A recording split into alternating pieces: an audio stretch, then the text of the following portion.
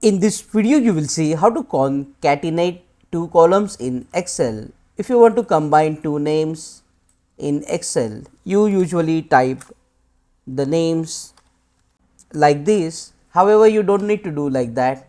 There is one command to combine the names. What you can do is simply click on the cell, press equal to on your keyboard and type CON, and you will see here this option concatenate. Just click on this option, and after clicking, click on the cell, type comma, inverted comma, space bar, then inverted comma, again comma. So this cell is a C5 cell, and once done, close the brackets and press enter on your keyboard. So this will combine two columns in Excel together, so you can get first name and last name.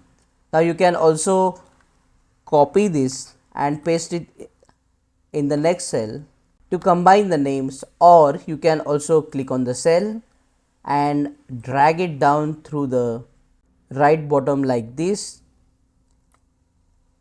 and the formula will be applied to all the cells.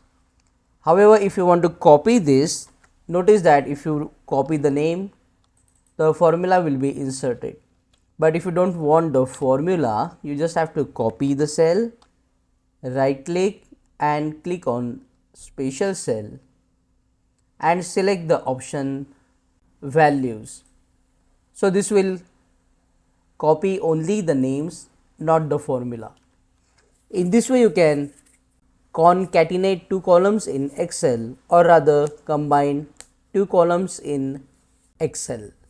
Click on that like button if you want to learn more about Microsoft Excel quickly.